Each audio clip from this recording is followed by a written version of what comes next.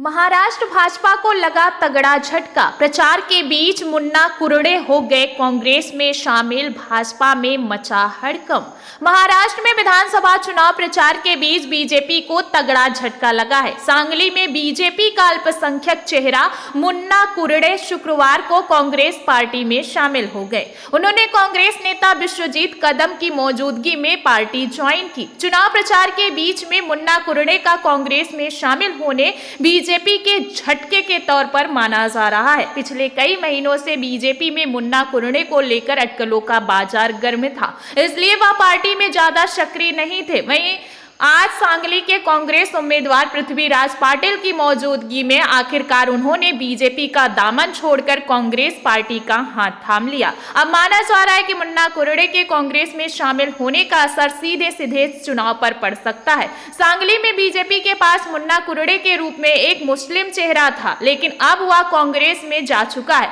उन्होंने कहा है कि बीजेपी में मुस्लिम समुदाय को पर्याप्त प्रतिनिधित्व नहीं मिल रहा है, इसलिए कुरड़े अब कांग्रेस में शामिल हो गए।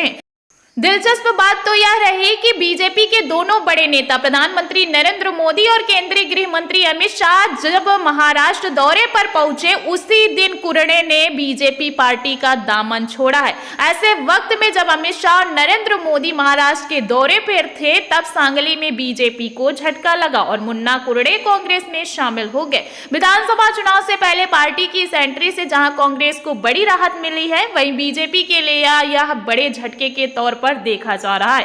सांगली में बीजेपी ने सुधीर गाडगिल को मैदान में उतारा है, जबकि कांग्रेस ने पृथ्वीराज पाटिल को मैदान में उतारा है।